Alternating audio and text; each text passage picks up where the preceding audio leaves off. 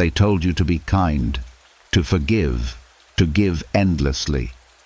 But what if kindness isn't noble? What if it's your most destructive illusion? In a world built on survival, kindness without boundaries becomes self-betrayal.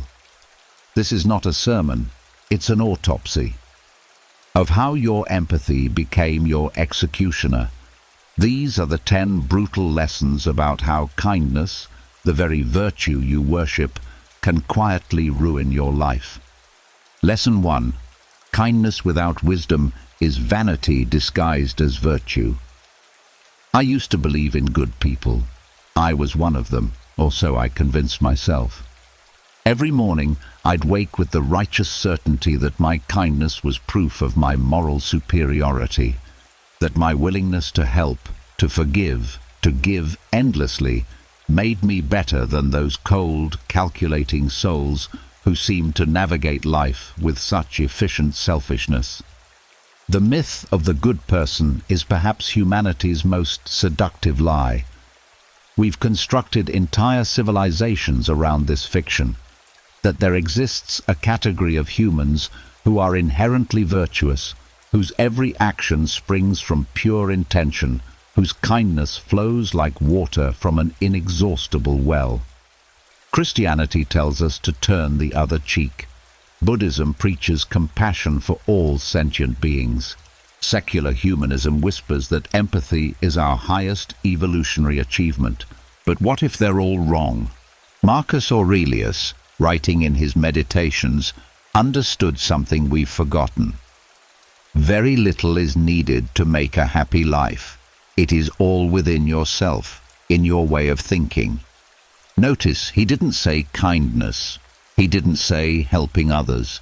He said thinking, wisdom, discernment, the capacity to see clearly without the fog of moral vanity clouding your vision. The Stoics knew that virtue without wisdom becomes its own form of vice. They watched as well-meaning Romans bankrupted themselves feeding the poor, only to become poor themselves, adding to the very problem they sought to solve. They observed how the desire to be seen as good often overshadowed the desire to actually do good. Seneca warned against this when he wrote, "Every new beginning comes from some other beginning's end." Sometimes your kindness must end for something better to begin. Yet we've been programmed to believe otherwise. From childhood, we're taught that goodness equals compliance, that kindness equals saying yes, that virtue equals sacrifice. The parent who taught you to share your toys, the teacher who praised you for helping the struggling student, the religious leader who promised heaven to the selfless and hell to the selfish. Layer by layer, they built this myth inside you, that your worth as a human being is measured by how much of yourself you're willing to give away.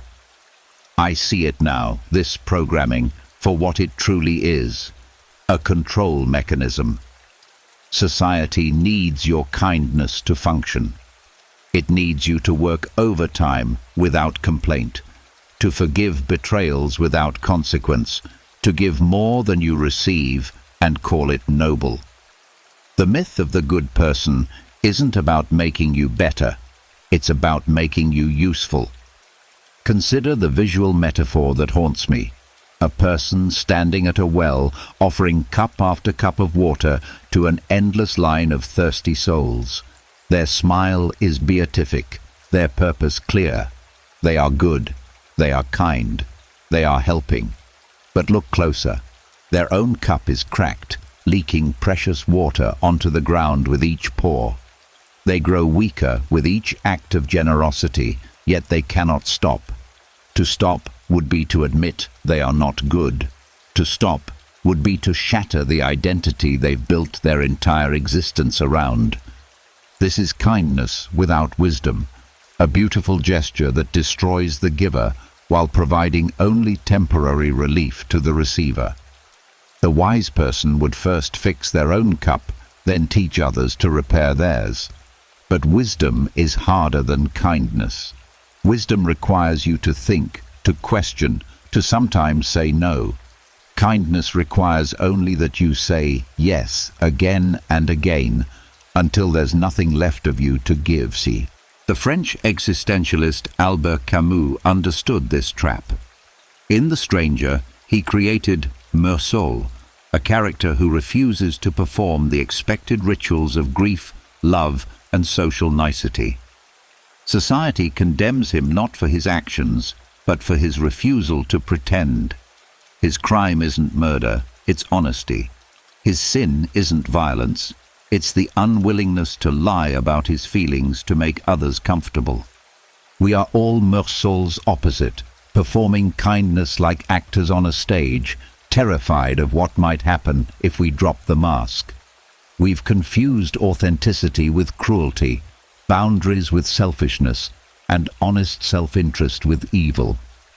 We've created a world where the person who says, "I can't help you right now," is judged more harshly than the person who helps resentfully, poisoning the very gift they claim to offer. The myth of the good person demands that you sacrifice your truth on the altar of others' comfort. It insists that your pain matters less than their convenience, that your needs are selfish while theirs are legitimate.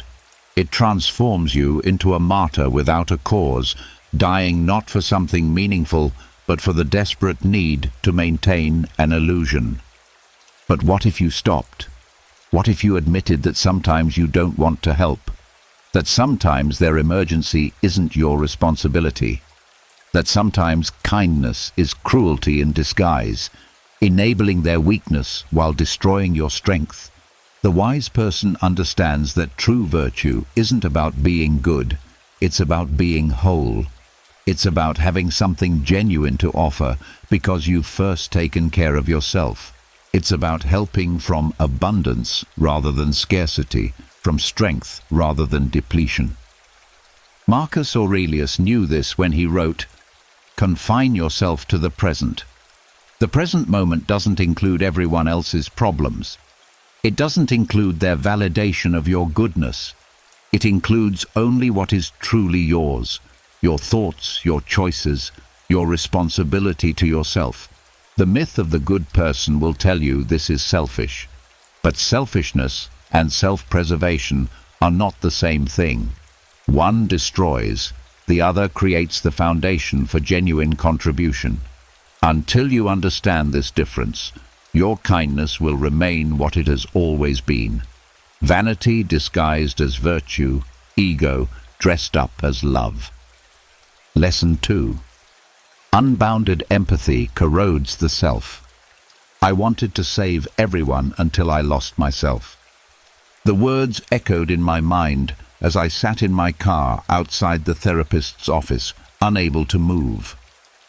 3 months earlier, I had been the person everyone called in crisis, the reliable friend, the understanding colleague, the one who always had time, always had advice, always had a shoulder to offer.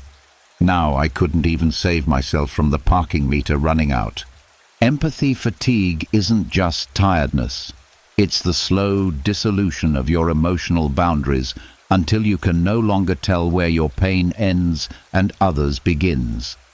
It's the psychological equivalent of radiation poisoning, invisible and cumulative, killing you cell by cell until you wake up one day and realize you've forgotten how to feel your own feelings. Dr. Charles Figley, who first coined the term compassion fatigue, studied emergency responders and healthcare workers. He found that those who scored highest on empathy scales were also most likely to experience severe burnout, depression, and what he called secondary traumatic stress.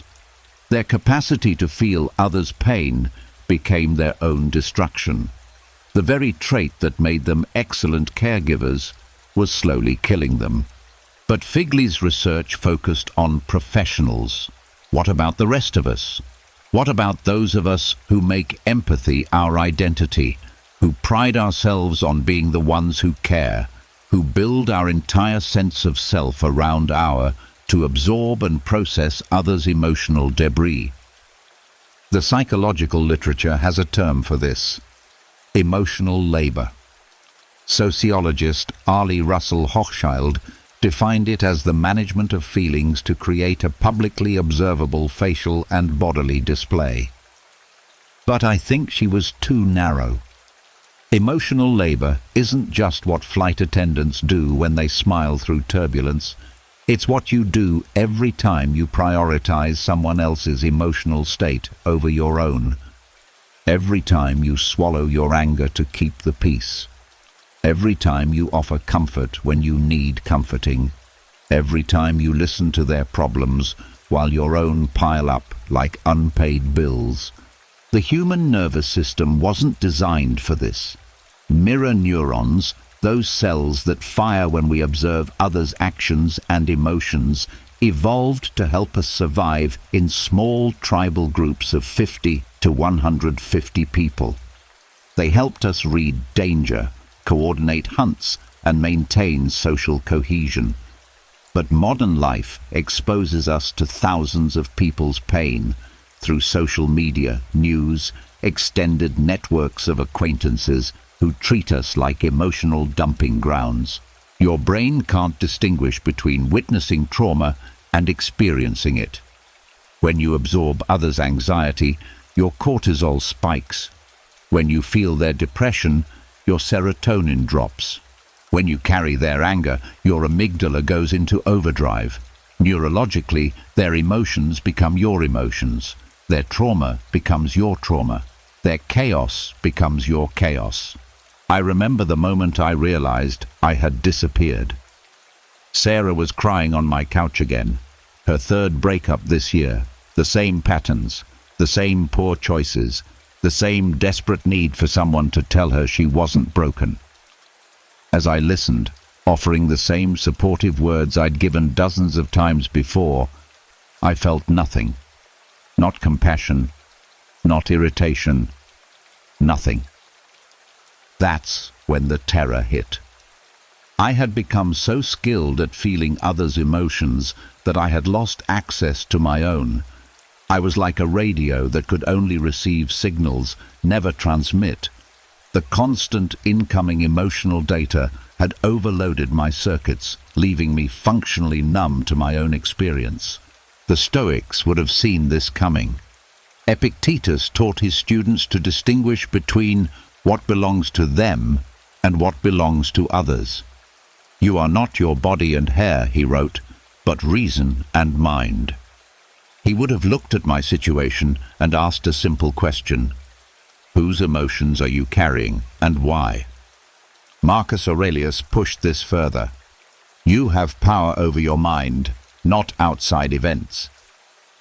Realize this and you will find strength. But empathy addicts like I had become operate from the opposite principle. We believe we have power over others' minds and no power over our own. We think we can heal their pain by absorbing it, solve their problems by making them ours.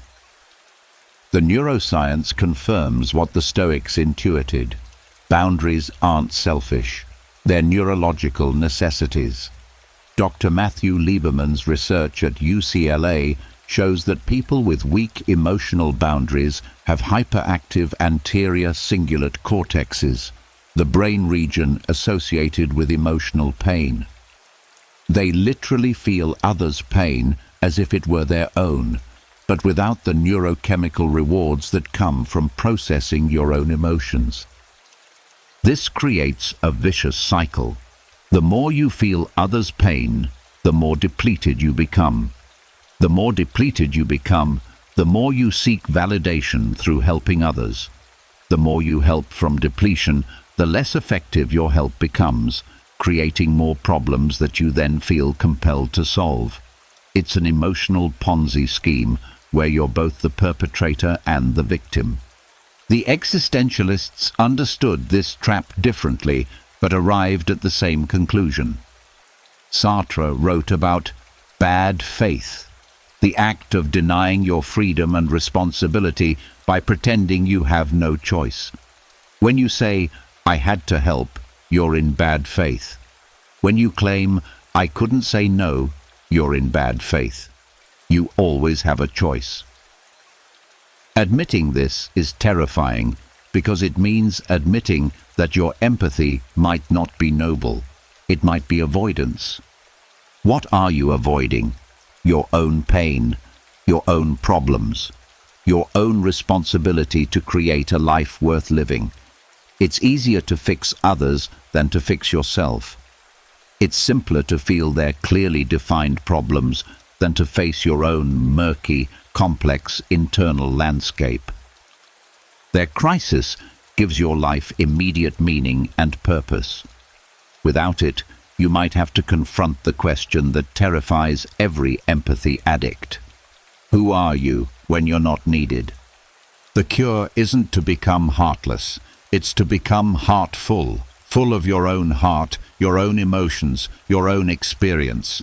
It's to understand that you cannot pour from an empty cup, that you cannot save someone from drowning while you're drowning yourself. Real empathy requires distance. It requires the strength to feel with someone without losing yourself in their feelings.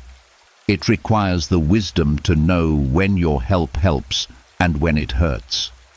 Most importantly, it requires the courage to face this brutal truth. Sometimes the kindest thing you can do is refuse to enable someone's inability to handle their own life. Your empathy is not unlimited. Your emotional resources are finite. Your capacity to care is precious. Spend them wisely, or watch them corrode everything you once believed about yourself. Lesson 3. The world rewards kindness only when it serves power. The corporate wellness email arrived on a Tuesday morning. Subject line: caring for our work family during difficult times. Inside, my manager explained how the company was asking everyone to pull together during the downturn, to work extra hours without overtime pay, to take on additional responsibilities without compensation increases, to show our commitment to the team by sacrificing our personal time for the greater good. The email closed with a line that made my stomach turn. We know we can count on our most compassionate team members to step up when it matters most. This is how the manipulation of good people works, not through threats or force, but through the weaponization of your own values against you. They don't demand your compliance, they invite your virtue. They don't steal your time, they ask you to donate it. They don't exploit your labor, they honor your dedication. Albert Camus wrote about this in The Myth of Sisyphus, though he was discussing a different kind of absurdity. The corporate version goes like this. You push the boulder of extra work up the mountain, believing it serves a noble purpose. But at the summit, you discover the boulder was always meant to roll back down, and you're expected to push it again tomorrow, and the day after, forever. The absurdity isn't in the task. It's in the belief that your suffering serves anything other than someone else's profit. Every system of power has learned to speak the language of goodness. Governments wage wars for peace. Corporations pollute for progress. Religions condemn for love. And they all need one thing to function: good people who will carry out their agenda while believing they're serving a higher purpose. Consider the psychological mechanism at work. Dr. Stanley Milgram's obedience experiments revealed that ordinary people will inflict severe harm on others when an authority figure frames the action as necessary for a greater good.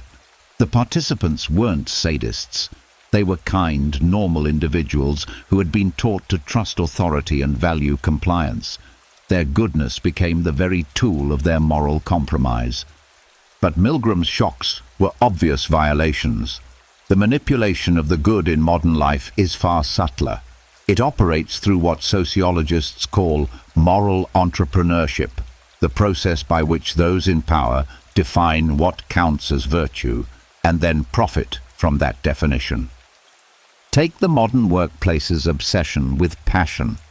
Companies have learned that employees who are passionate about their work will tolerate lower pay, longer hours, and worse conditions. So they don't hire workers, they hire missionaries. They don't offer jobs, they offer callings. They transform exploitation into inspiration, burnout into dedication. The most manipulated employees are often the most well-meaning ones, convinced that their sacrifice serves something larger than their boss's stock options. The same pattern repeats in personal relationships. Narcissists and manipulators don't target the selfish, they target the selfless. They seek out empaths, people pleasers, those whose identities depend on being helpful. They offer sob stories designed to trigger your caregiving instincts. They position themselves as victims who need your unique brand of salvation. They make you feel special for being the one person who truly understands their pain. Dr. George Simon, who studies manipulative personalities, identifies this as the pity play.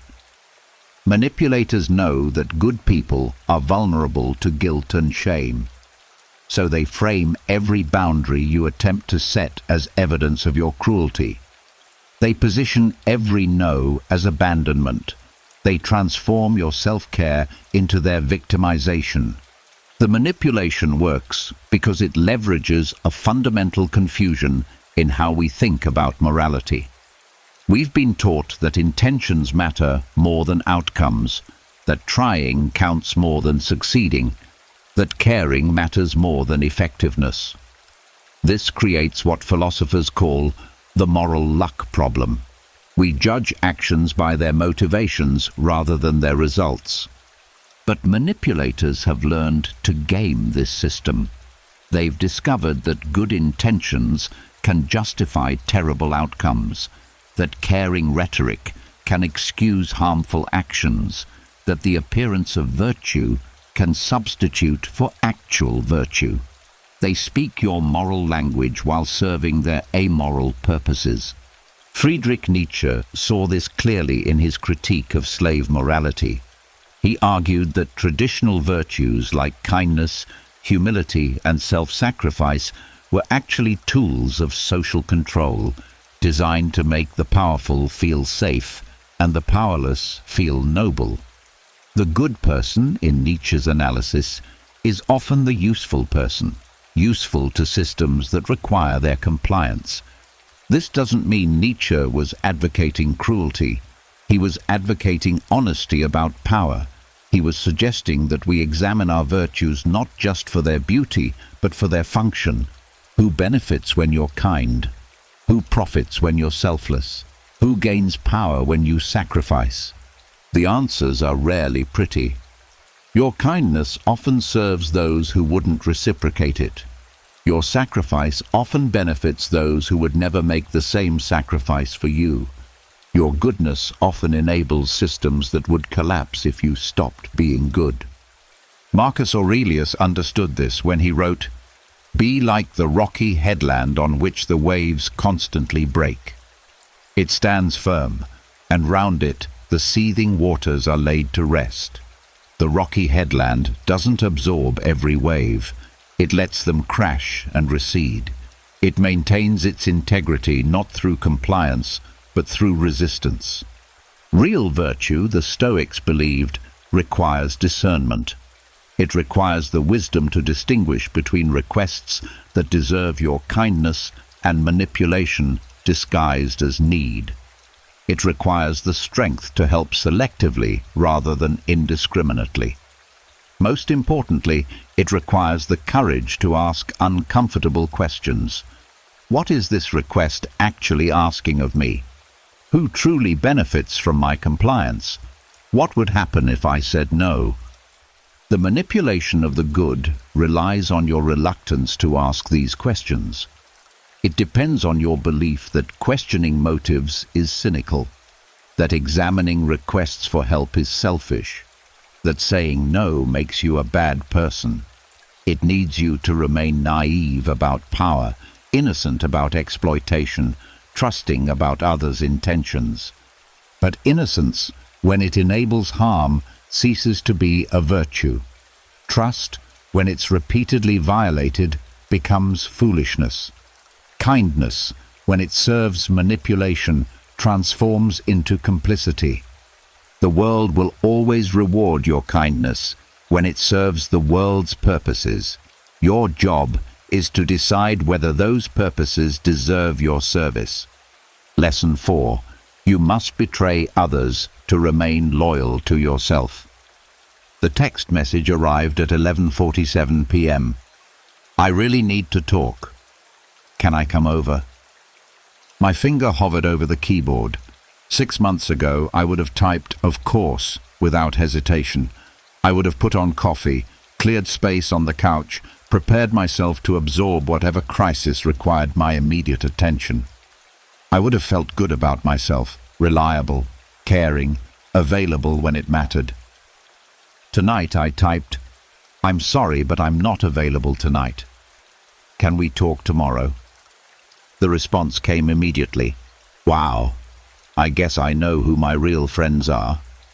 And there it was, the punishment for the boundary, the withdrawal of approval, the implication that saying no to their request meant saying no to their humanity. The suggestion that my unavailability was betrayal, that my self-preservation was selfishness, that my boundary was cruelty. This is how we're trained to experience boundaries, as betrayals of others rather than loyalty to ourselves. We learn early that saying no disappoints people, that disappointing people makes us bad, that being bad is the worst thing we can be. So we say yes to preserve relationships, yes to avoid conflict, yes to maintain the image of ourselves as good people. But what if the opposite is true? What if saying yes when you mean no is the real betrayal? What if agreeing when you disagree is the actual cruelty? What if boundaries aren't walls that keep people out, but foundations that make authentic relationships possible? Dr. Brené Brown's research on shame resilience reveals something crucial. People with strong boundaries are more compassionate, not less. They can afford to be generous because they're not operating from depletion.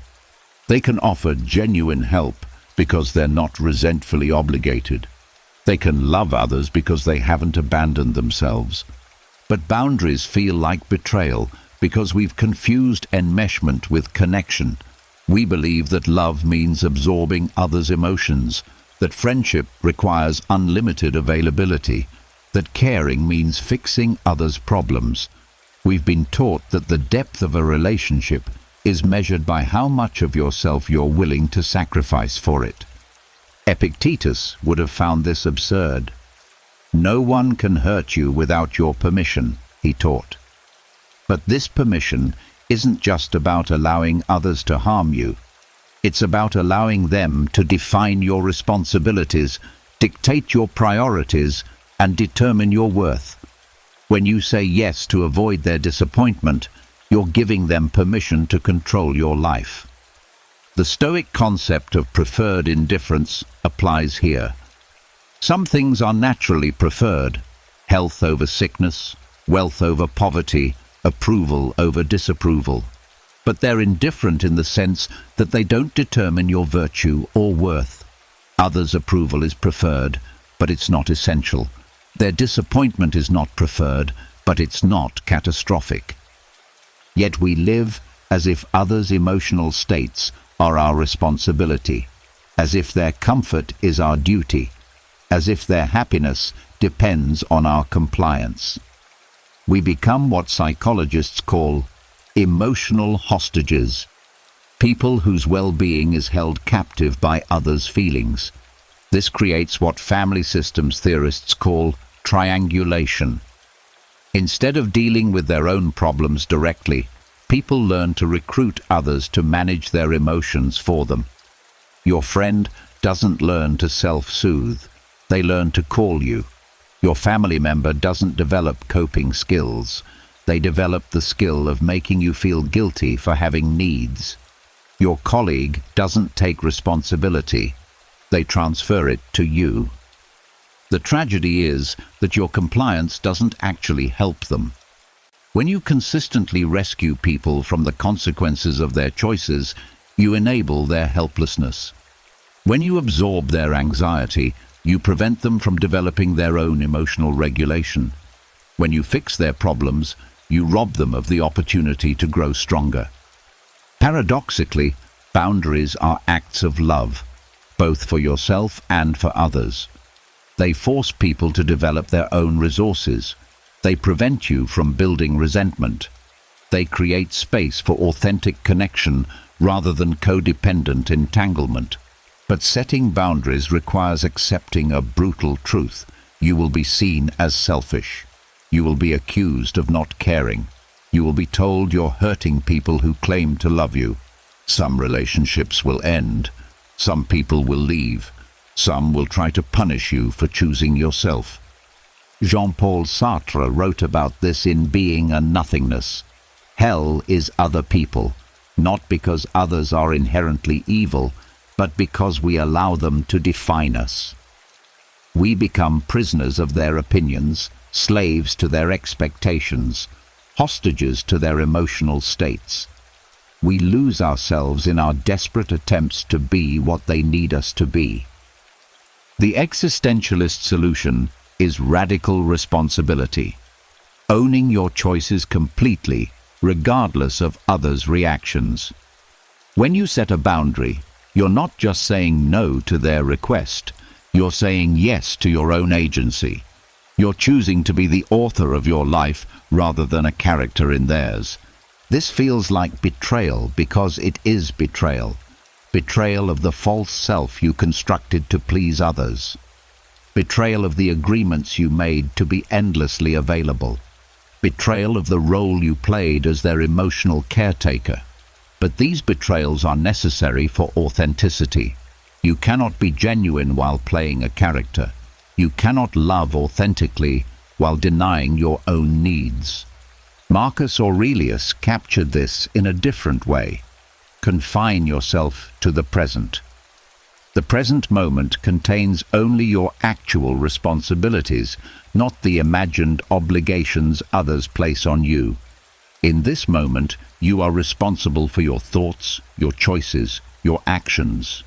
You are not responsible for their reactions, their emotions, or their inability to handle disappointment. The guilt you feel when setting boundaries isn't evidence that you're being cruel. It's evidence that you've been well trained in self-abandonment. The anger others direct at your boundaries isn't proof that you're wrong. It's proof that your compliance was serving their interests more than your own. Real relationships can withstand boundaries. In fact, they require them. Without boundaries, you have enmeshment, not intimacy. You have obligation, not choice. You have fear-based compliance, not love-based connection. The people who truly care about you will respect your boundaries, even when they're inconvenient. They'll understand that your self-care enables your care for others. They'll appreciate your honesty over your compliance. The people who don't respect your boundaries are revealing something important. They value what you do for them more than who you are. They prefer the version of you that says yes to the version of you that's authentic. They want your service, not your truth. You must betray these expectations to remain loyal to yourself. You must disappoint others to avoid disappointing the person you see in the mirror. You must risk their anger to preserve your integrity. This isn't selfishness, it's self-preservation. And self-preservation isn't optional if you want to have a self worth preserving. Lesson 5. You don't help because you care. You help to be needed. The realization hit me during what should have been a moment of triumph. Jennifer was thanking me profusely for helping her through her divorce. The late-night phone calls, the emergency coffee meetings, the hours spent passing through her lawyer's emails. She called me her lifesaver, her guardian angel, the friend who kept her from falling apart. But as I listened to her gratitude, I felt something unexpected: withdrawal, panic at the thought that she no longer needed me, terror that our intense connection would fade now that her crisis had passed, desperation to find another way to be indispensable. That's when I understood the truth that had been hiding beneath my altruism. I wasn't helping Jennifer because I cared about her well-being. I was helping her because I was addicted to being needed. The recognition was devastating.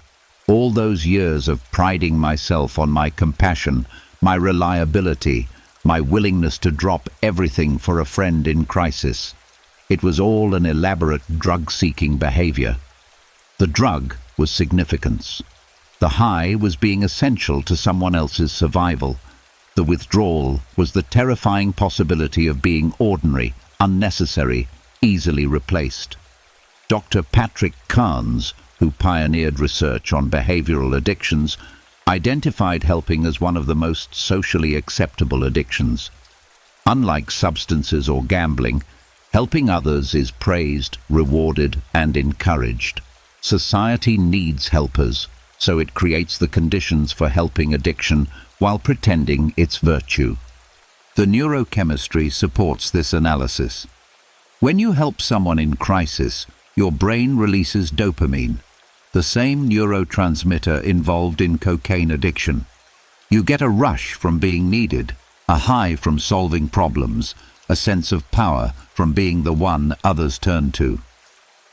Over time, you need bigger crises to achieve the same high. Simple requests for advice aren't enough. You seek out people with dramatic problems, complex trauma, urgent needs.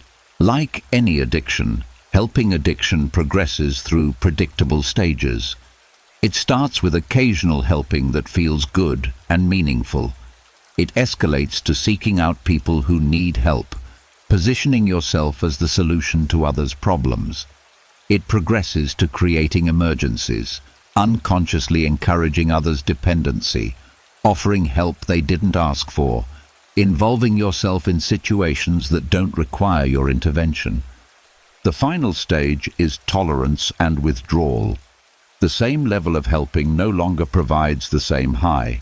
You need more dramatic rescues, more grateful recipients, more evidence of your indispensability. When people become self-sufficient, you feel empty, anxious, worthless. You start problems to solve them, create dependency to feel needed, sabotage others' independence to maintain your role as their savior. I see it now in my own patterns, how I gravitated toward broken people, how I offered solutions before being asked, how I felt threatened when friends developed other support systems. I was like a drug dealer who used their own supply, creating addicts to feed my addiction to being needed. The existentialists would recognize this as another form of bad faith, denying your freedom by making yourself essential to others' lives. Jean-Paul Sartre wrote about the look of the other and how we use others' perception to define ourselves. The helping addict takes this further, using others' neediness to create identity, others' dependency to generate purpose. But there's something even more sinister at work. Helping addiction often masks its opposite, a deep hatred of weakness, including your own. By positioning yourself as the strong one, the capable one, the one who has it together, you avoid confronting your own brokenness. You become the helper, so you never have to be the helped. You fix others to avoid being fixed yourself. This is why helping addicts often surround themselves with people who are perpetually in crisis. These relationships serve a dual purpose. They provide the steady supply of need that feeds the addiction, and they offer constant evidence of your relative superiority.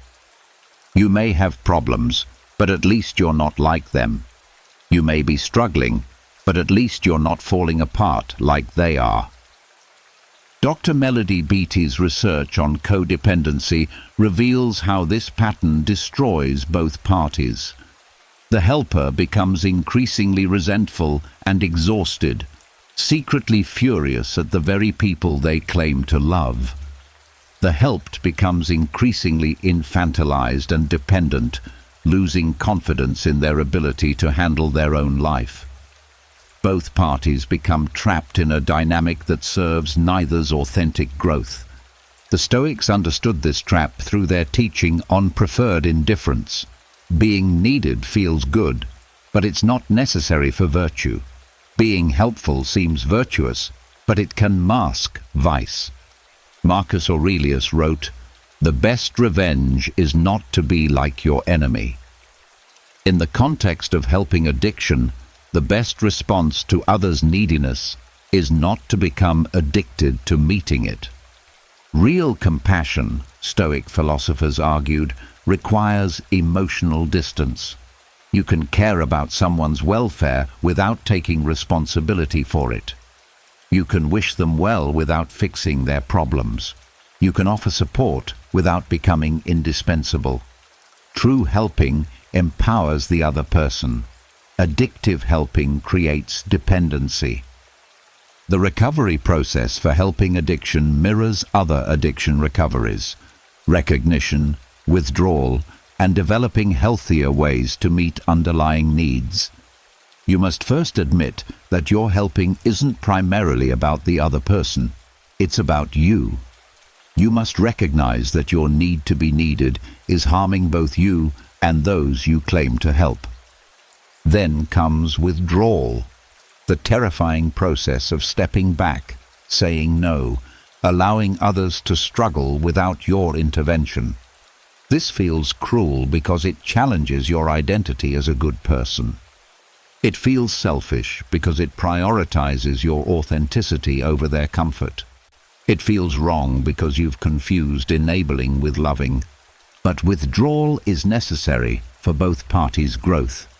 You must learn to tolerate the anxiety of not being needed, the discomfort of others' disapproval, the fear that you might be ordinary.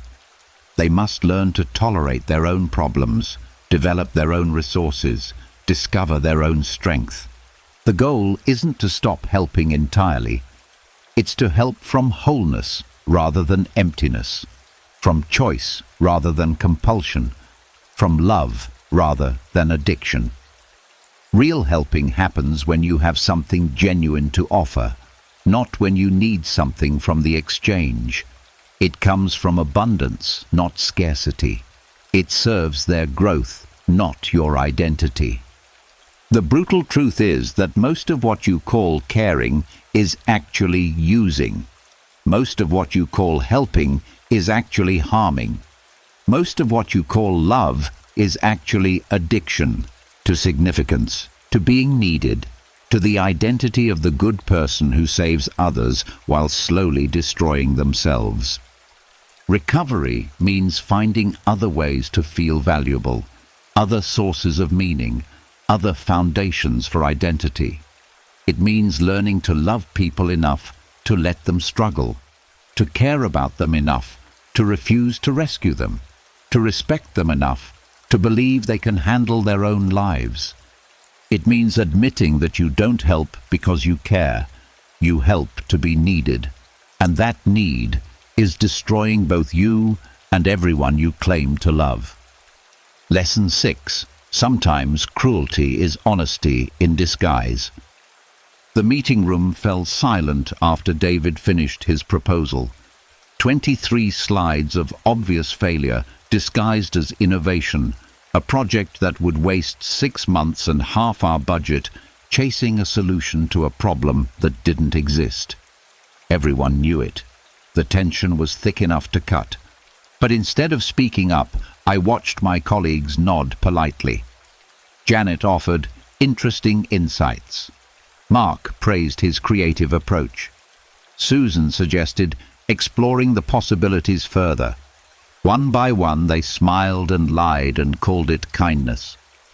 I opened my mouth to do the same, to add my voice to the chorus of false encouragement, to be nice instead of truthful, to choose harmony over honesty. The words were there, ready. Thanks for sharing, David, really thoughtful work. But something stopped me. Maybe it was exhaustion from a lifetime of swallowing truth to preserve feelings. Maybe it was the sudden recognition that our collective niceness was about to cost real people real jobs when the project inevitably failed. Maybe it was the realization that our kindness to David was cruelty to everyone else who would suffer the consequences. "David," I said, "this won't work." The room froze. David's face crumpled. My colleagues shot me looks of horror, as if I had just slapped a child. In that moment, I was the monster, the cruel one who chose truth over kindness, reality over feelings, honesty over harmony. But here's what nobody wants to admit. Sometimes cruelty is honesty in disguise, and kindness is cowardice dressed up as virtue. Friedrich Nietzsche understood this when he wrote, "What does not kill me makes me stronger." But he also wrote something more relevant. Pity is the practice of nihilism. He saw pity and its cousin, false kindness, as a poison that weakens both the giver and receiver. When you protect people from uncomfortable truths, you protect them from growth. When you spare them pain, you spare them strength.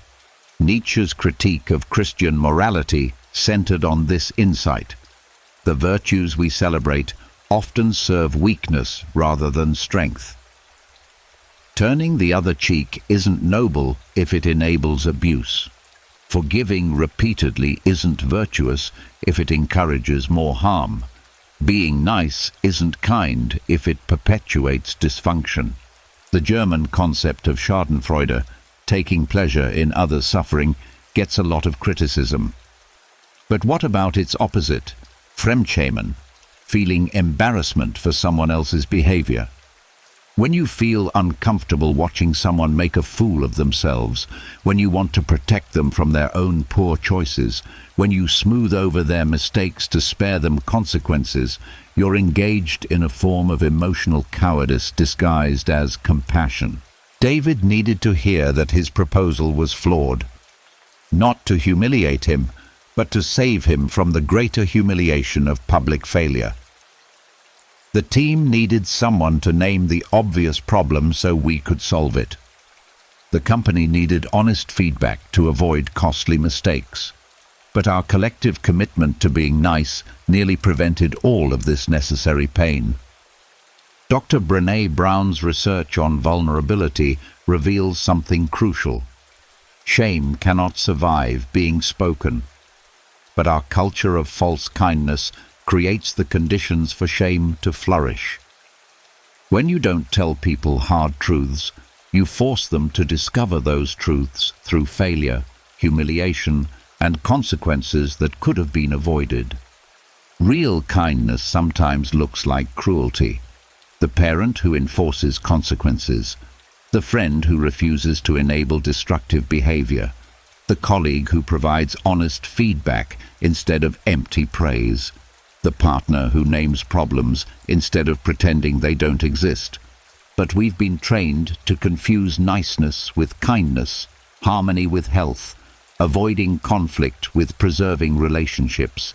We've learned that making people uncomfortable is mean, that causing immediate pain is wrong, that prioritizing truth over feelings is selfish.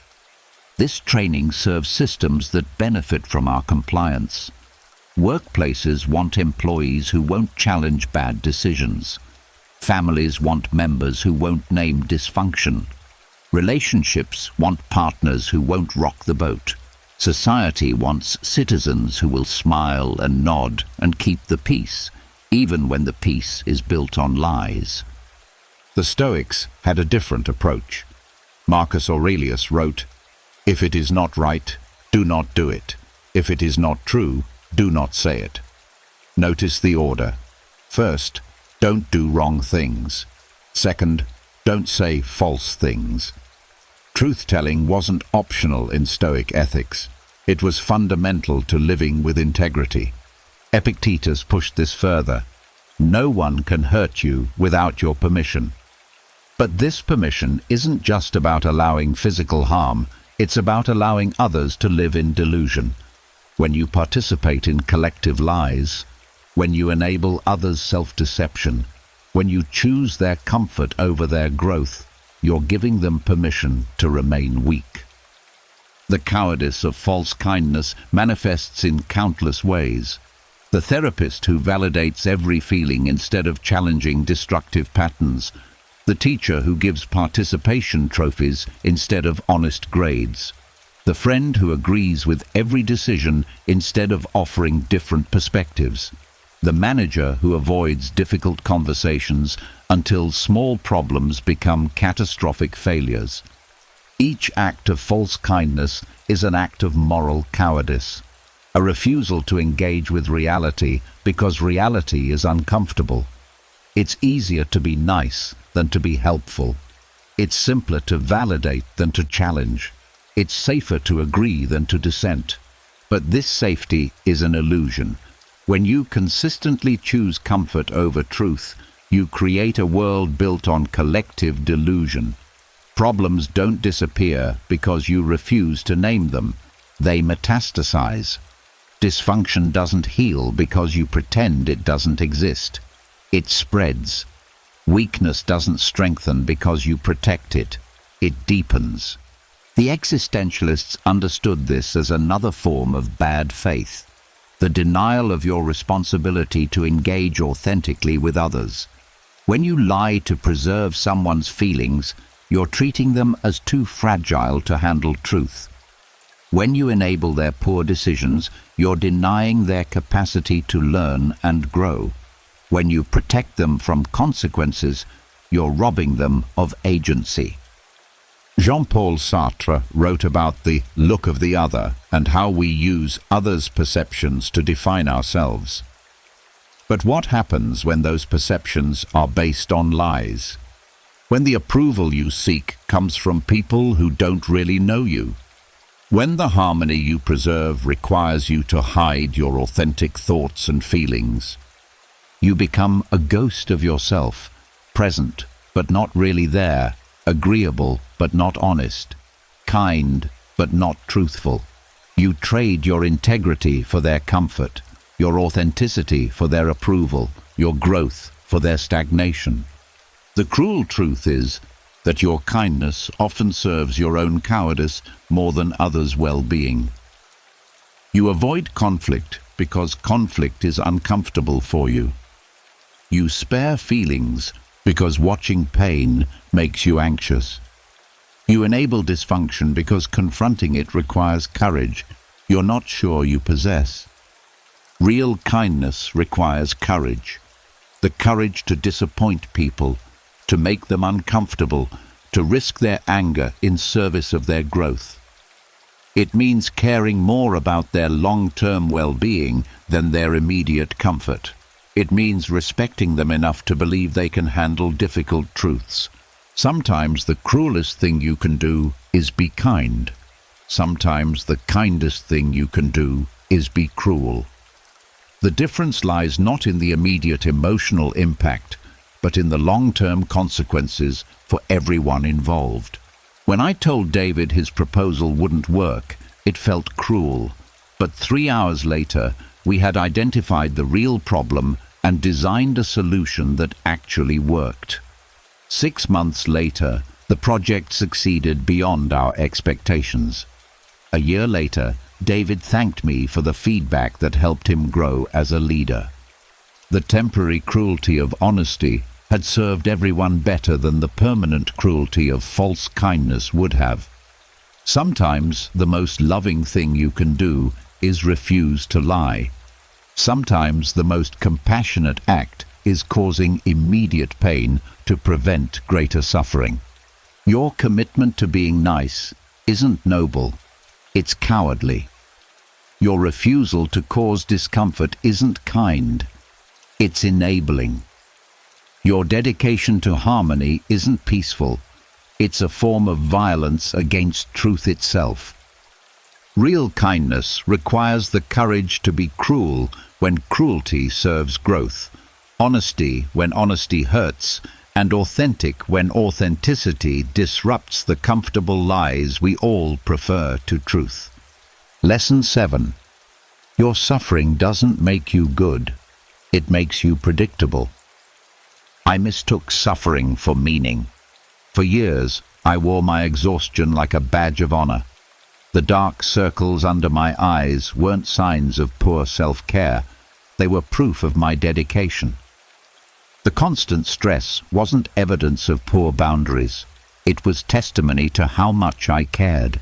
The perpetual state of being overwhelmed wasn't dysfunction. It was the natural consequence of being indispensable.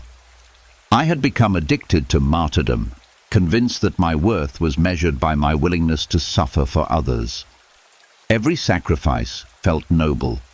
Every sleepless night spent solving someone else's crisis felt virtuous.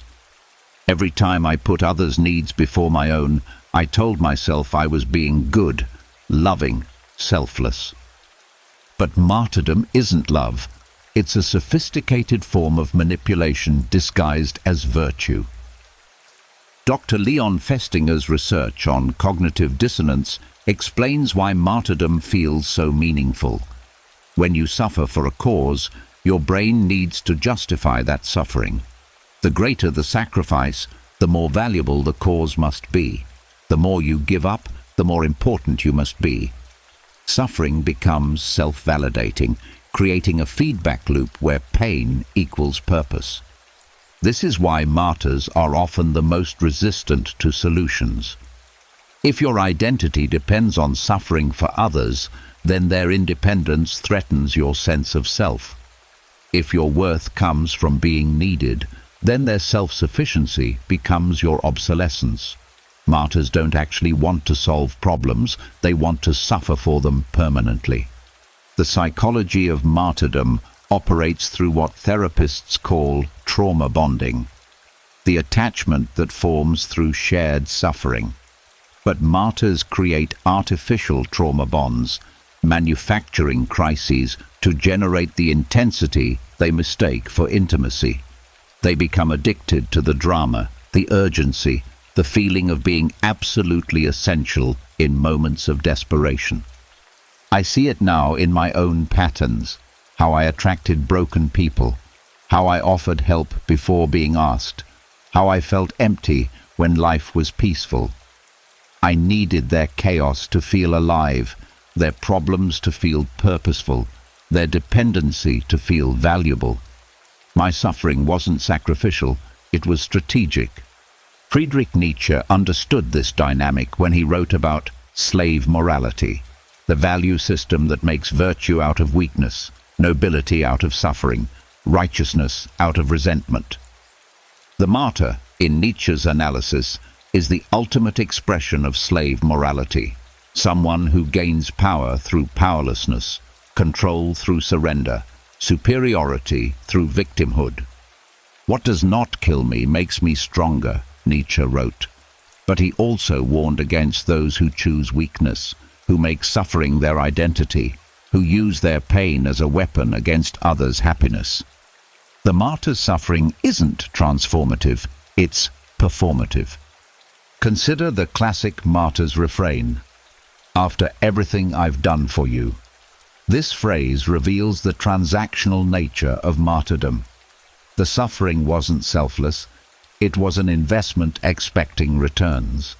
The sacrifice wasn't love, it was leverage. The giving wasn't generous, it was a loan with interest. Real sacrifice doesn't keep score, it doesn't demand recognition, it doesn't create debt. But martyrdom thrives on scorekeeping, recognition-seeking, and debt-collecting. Martyrs suffer loudly, sacrifice publicly, and give with strings attached. They want credit for their pain, gratitude for their struggles, and compliance in exchange for their service. The existentialists would recognize martyrdom as another form of bad faith, the denial of your freedom through the glorification of your constraints. When you define yourself by your suffering, you avoid taking responsibility for your choices. When you build your identity around sacrifice, you avoid building anything else. When you make your pain your purpose, you avoid finding purpose beyond pain. Jean-Paul Sartre wrote about the look of the other and how we use others' perceptions to create our identity. Martyrs take this to an extreme, needing others to witness their suffering to feel real. They perform their pain like actors on a stage, requiring an audience to validate their virtue. But here's the brutal truth about martyrdom. Your suffering doesn't make you good, it makes you predictable.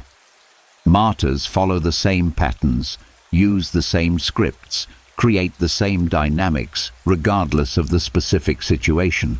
They're not responding to others' actual needs, they're responding to their own compulsive need to suffer meaningfully. Dr. Harriet Braker's research on people-pleasing identifies martyrdom as the final stage of people-pleasing dysfunction. It's what happens when saying yes to everyone becomes an identity, when helping becomes compulsive, when self-sacrifice becomes the only way to feel valuable. The martyr has lost the ability to exist without suffering for others. This creates what family systems theorists call enabling behavior. The martyr's willingness to absorb others' consequences prevents those people from learning and growing. Their sacrifice becomes a barrier to others' development. Their suffering enables others' irresponsibility. The martyr mother who does everything for her children raises incompetent adults. The martyr employee who takes on everyone's work creates lazy colleagues. The martyr friend who solves everyone's problems prevents people from developing their own problem-solving skills. The suffering that feels noble actually serves dysfunction. Marcus Aurelius, writing during a plague while managing an empire, understood the difference between necessary sacrifice and martyrdom. "You have power over your mind, not outside events," he wrote. Real sacrifice comes from choosing to do what's necessary, not from compulsively seeking opportunities to suffer. The Stoics practiced amor fati, love of fate, which meant accepting what happened without seeking it out or glorifying it. They would help others when help was genuinely needed, but they wouldn't create situations where help was required. They would endure hardship when it served a purpose, but they wouldn't manufacture hardship to feel purposeful. Martyrs, by contrast, practice dolor fati, love of suffering. They seek out situations where they can sacrifice. They attract people who need saving. They create emergencies that require their intervention. Their entire life becomes organized around finding new ways to suffer meaningfully. The recovery from martyrdom requires confronting several uncomfortable truths. First, your suffering isn't as noble as you think. It's often selfish disguised as selfless. Second, your sacrifice isn't helping others. It's enabling their weakness while feeding your need for significance. Third, your pain isn't meaningful. It's just pain, and pain without purpose is simply dysfunction. Most importantly, you must face this devastating reality. You've been using others' problems to avoid dealing with your own. You've been solving their crises to avoid facing your emptiness. You've been living their lives to avoid building your own. The martyr's greatest fear isn't that others will suffer. It's that others will become self-sufficient and no longer need the martyr's suffering. The fear isn't of pain, it's of irrelevance. The terror isn't of sacrifice, it's of having to find meaning beyond suffering. Real love sometimes requires you to stop suffering for others. Real compassion sometimes means refusing to enable their helplessness. Real kindness sometimes looks like allowing people to experience the consequences of their choices. Your suffering doesn't make you special. Your sacrifice doesn't make you superior. Your martyrdom doesn't make you meaningful. It just makes you predictable, dysfunctional, and ultimately alone, surrounded by people who depend on your suffering but don't actually love you for who you are beneath the pain. The most radical act a martyr can perform is to stop suffering, to find meaning beyond sacrifice, to discover identity beyond service, to realize that you are valuable not for what you endure, but for who you are when you're not enduring anything at all. Lesson 8. When you act kind to avoid loneliness, you're still alone. The realization hit me on a Tuesday morning while making coffee for one. I had spent 15 years building relationships through kindness, accumulating friends through helpfulness, creating connections through constant availability. My phone buzzed with messages from people seeking advice, needing support, wanting favors. I was surrounded by relationships, busy with other people's problems, essential to dozens of lives. And I was completely, utterly alone. Not alone in the sense of physical isolation. I had plenty of people around me. Alone in the existential sense, in the way that matters most. Nobody really knew me. They knew the helpful version of me, the kind version, the always available version. But the actual person beneath the performance, the one with needs, fears, authentic thoughts and feelings, that person was invisible, even to myself. This is the collapse of meaning that awaits every person who tries to solve loneliness through kindness. You think you're building connections, but you're actually building a wall of service that keeps everyone at a safe distance. You think you're creating intimacy, but you're creating transactions. You think you're being loved, but you're being used, willingly, desperately, and with your own full participation. Jean-Paul Sartre understood this trap when he wrote about bad faith, the ways we lie to ourselves to avoid confronting uncomfortable truths. The worst bad faith isn't denying reality, it's creating an elaborate performance to avoid reality. When you act kind to avoid loneliness, you're engaging in the most sophisticated form of self-deception, building relationships that aren't real to solve a problem they can't solve. Albert Camus captured this in The Stranger, where Meursault's crime isn't murder. It's refusing to perform the expected emotions. Society condemns him not for his actions, but for his honesty about his feelings. We are all Meursault's opposite, performing kindness like actors who've forgotten their acting, building lives around emotions we don't actually feel. The existentialist insight is brutal. When you use kindness as a strategy to avoid loneliness, you guarantee your own isolation. Real connection requires authenticity, vulnerability, the risk of being known and potentially rejected. But strategic kindness operates from the opposite principle. It seeks acceptance through usefulness, love through service, connection through indispensability.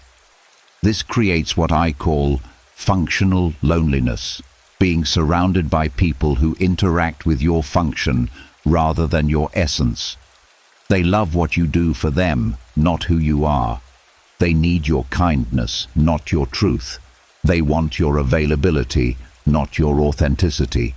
You become like a vending machine that dispenses emotional support, useful, reliable, but fundamentally replaceable. The psychology of this dynamic is well documented. Dr. Sherry Turkle's research on digital connection reveals how people can feel most lonely when they're most connected, when their interactions are performative rather than authentic. The person who posts constantly on social media but has no one to call in crisis. The person with hundreds of acquaintances but no real friends. The person everyone likes but nobody knows. This happens offline too, through what I call analog performance, the constant performance of kindness, helpfulness, and emotional availability. You become so skilled at being what others need that you lose track of what you actually are. You develop such refined empathy for others' feelings that you become numb to your own. You become so focused on solving others' loneliness that you don't notice your own deepening. The cruel irony is that the more you try to earn love through kindness, the less capable you become of receiving it. Love requires vulnerability, but strategic kindness operates from invulnerability. Love requires reciprocity, but compulsive helping creates one-way relationships. Love requires authenticity, but performed kindness is fundamentally false. Friedrich Nietzsche saw this clearly in his critique of Christian morality.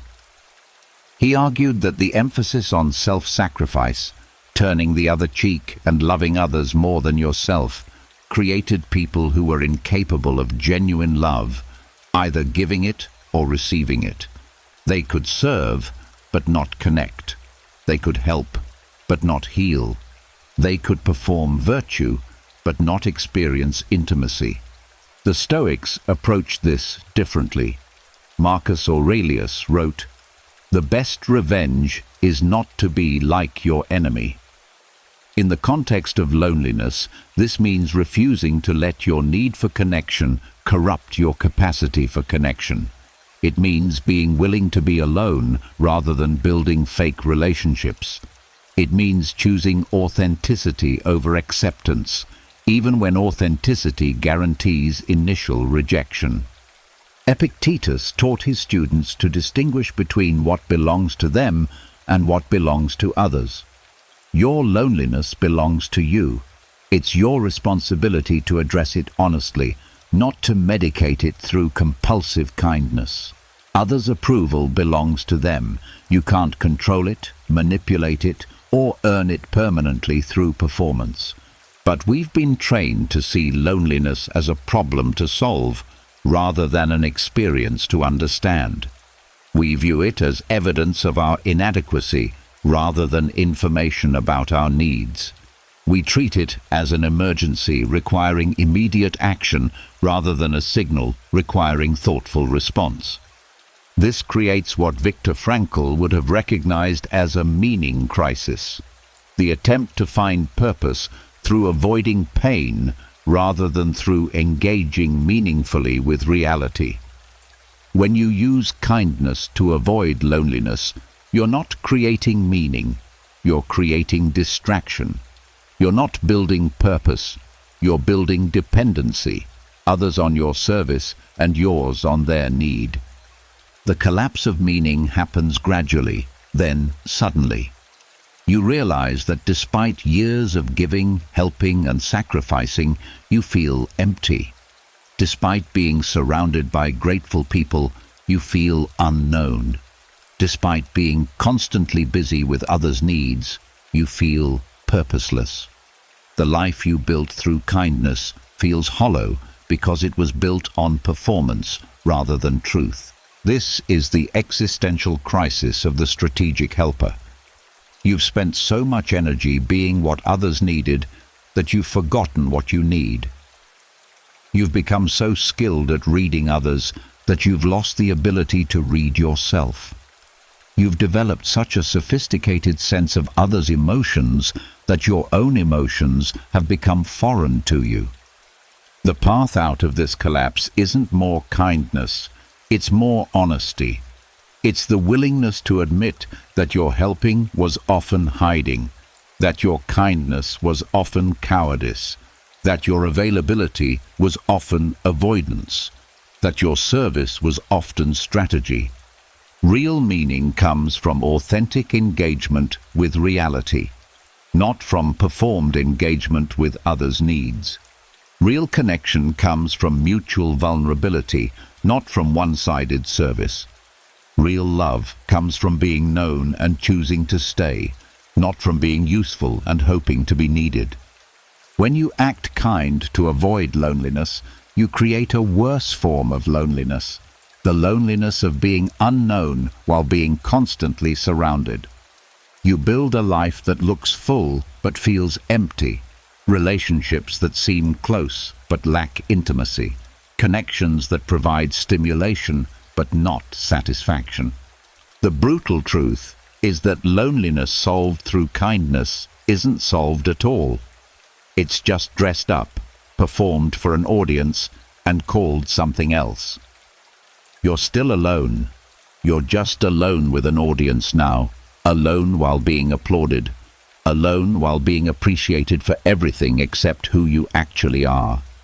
Real kindness begins with the kind act of being authentic, even when authenticity is inconvenient, uncomfortable, or initially rejected. Sometimes the kindest thing you can do for others is to stop performing for them. Sometimes the most loving act is to be real instead of useful. Sometimes the most generous gift is your truth instead of your service. Lesson 9. To love without self is to disappear.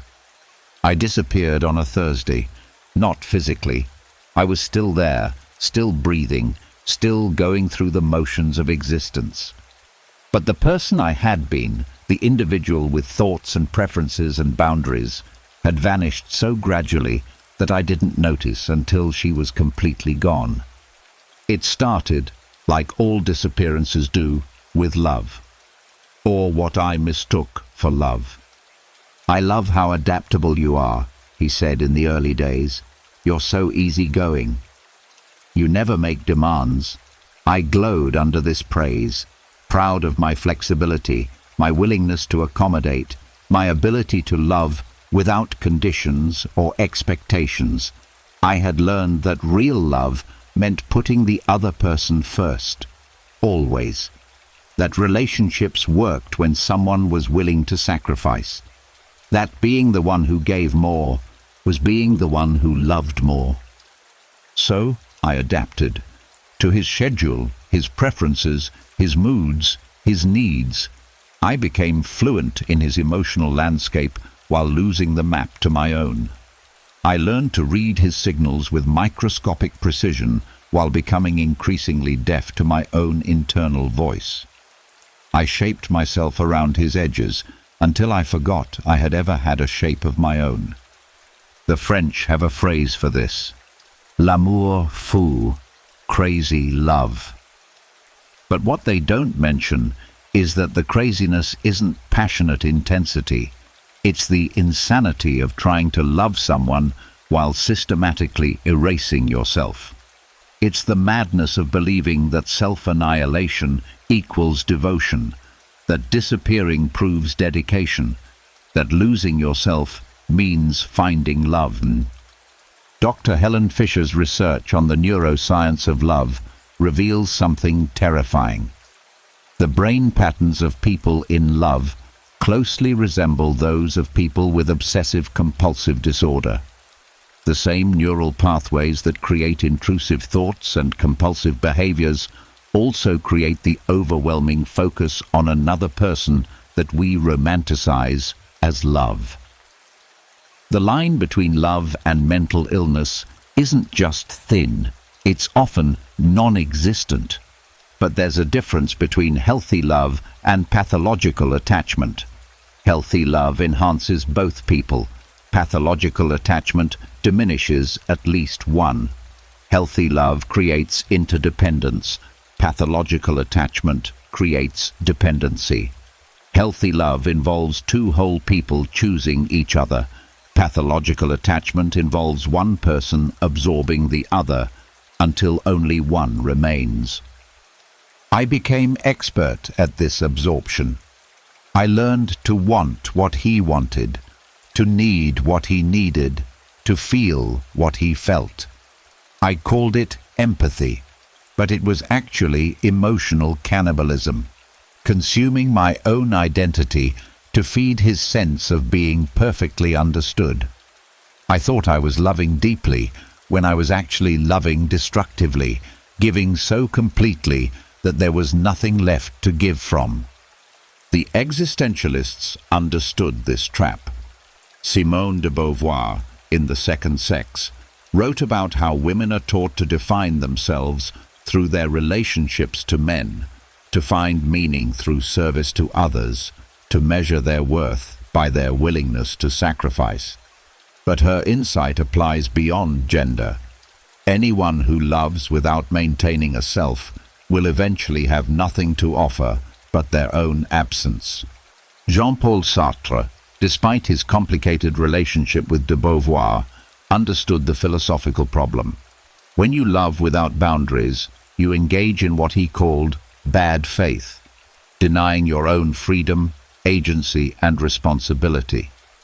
You pretend you have no choice but to accommodate, no option but to sacrifice, no alternative but to disappear.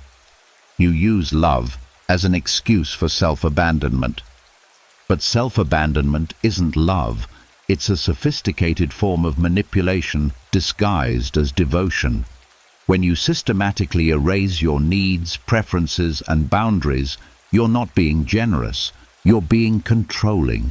You're trying to make yourself so indispensable, so perfectly accommodating, so completely devoted that the other person will have no choice but to love you back. This strategy fails for a simple reason. It's impossible to truly love someone who isn't there.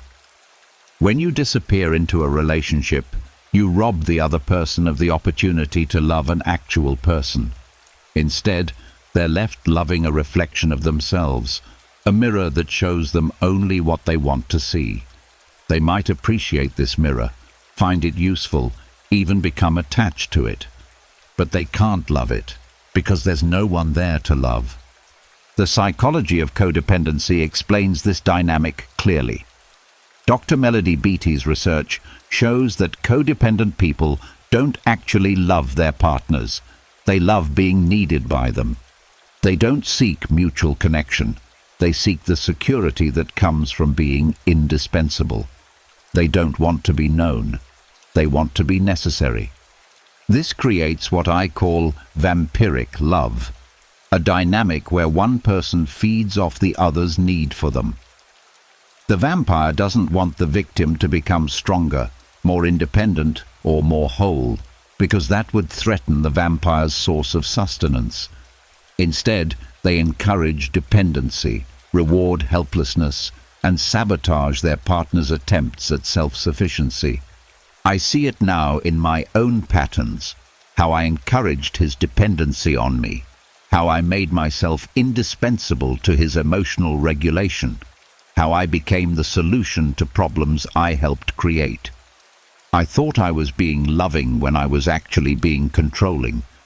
I believed I was giving when I was actually taking his opportunity to grow, his chance to develop his own emotional skills, his possibility of becoming a whole person. The Stoics would have seen this clearly. Marcus Aurelius wrote, "Very little is needed to make a happy life. It is all within yourself, in your way of thinking." But vampiric love operates from the opposite principle. Happiness comes from outside yourself, from another person's need for you, from your ability to make yourself essential to their functioning. Epictetus taught that you can only control your own thoughts, choices, and actions. But people who love through self-annihilation spend their energy trying to control their partner's emotions, responses, and behaviors.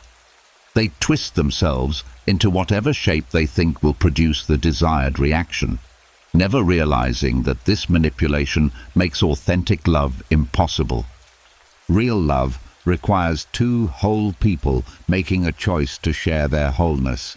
It requires maintaining your identity while choosing to intertwine it with another's. It requires the courage to be known fully, including the parts that might not be perfectly accommodating, endlessly flexible, or consistently agreeable. But loving without self feels safer because it seems to guarantee acceptance. If you have no needs, you can't be rejected for having the wrong ones. If you have no preferences, you can't be criticized for having bad taste. If you have no boundaries, you can't be accused of being selfish. You think you're making yourself lovable when you're actually making yourself invisible. The cruel irony is that the very thing you do to earn love, disappearing yourself, makes love impossible. Love is a dance between two people, but you can't dance with someone who isn't there. Love is a conversation between two voices, but you can't have a conversation with an echo. Love is a choice made by two individuals, but you can't choose someone who has chosen to become no one. When I finally started to reappear, to voice preferences, set boundaries, express needs, the relationship crumbled. He didn't love the real me. He loved the accommodation machine I had become. He didn't want a partner. He wanted a mirror. He didn't seek love. He sought convenience. The grief wasn't just for the relationship that ended. It was for the self I had abandoned. I had to mourn the person I had been before I learned to disappear, to rediscover preferences I had buried, to remember what it felt like to have an opinion that might inconvenience someone else. Recovery from love as self-annihilation requires the radical act of choosing yourself, not instead of others, but alongside them. It means believing you're worthy of love as you are, not as you perform. It means risking rejection by being real instead of guaranteeing acceptance by being accommodating. To love without self is to disappear, and you cannot love anyone from a place of non-existence. The most loving thing you can do is remain whole enough to have something genuine to offer, not your absence, but your presence, not your accommodation, but your truth, not your disappearance, but your irreplaceable, imperfect, inconvenient self. Lesson 10. The final kindness must be directed inward. I gave everything, and they still left. The words hung in the air of my empty apartment like an accusation. 3 years of marriage, 15 years of friendship, decades of family relationships, countless professional connections, all built on the same foundation: my willingness to give more than I received, to love more than I was loved, to sacrifice more than was reciprocated. And they were all gone. Not because I hadn't tried hard enough, not because I hadn't given enough, not because I hadn't been kind enough, helpful enough, accommodating enough. They were gone precisely because I had given everything, and in giving everything, I had become nothing worth staying for. The realization hit like a physical blow. I sank to the floor of my living room, surrounded by the silence that comes after a lifetime of noise created by other people's needs. For the first time in decades, there was no crisis to solve, no problem to fix, no person requiring my immediate attention. Just me, alone with the devastating truth. I had spent my entire adult life trying to earn love by giving it away, and I had succeeded only in bankrupting myself. This is the reckoning that awaits every person who builds their life on the foundation of compulsive kindness. Eventually, the math becomes undeniable. You've given everything and received little. You've loved deeply and been loved conditionally. You've sacrificed endlessly and been abandoned casually. The very strategy you use to secure love has guaranteed its absence. Dr. Alice Miller's research on childhood trauma reveals how this pattern begins. Children who experience emotional neglect learn that their worth depends on their usefulness to others. They develop what she calls false self personalities, elaborate performances designed to earn the love that should have been freely given. These children become adults who mistake performance for authenticity, service for love, and self-abandonment for virtue. The false self is incredibly sophisticated. It learns to read others' needs with microscopic precision. It develops an almost supernatural ability to anticipate what others want and provide it before being asked. It becomes skilled at absorbing others' emotions, solving their problems, and making their lives easier. But beneath this competence lies a terrifying emptiness, the absence of any authentic self worth knowing or loving. Carl Jung wrote about this phenomenon in his work On the Persona, the mask we wear to interact with the world. But what happens when the mask becomes so convincing that you forget there's a face underneath? What happens when the performance becomes so automatic that you lose access to the performer?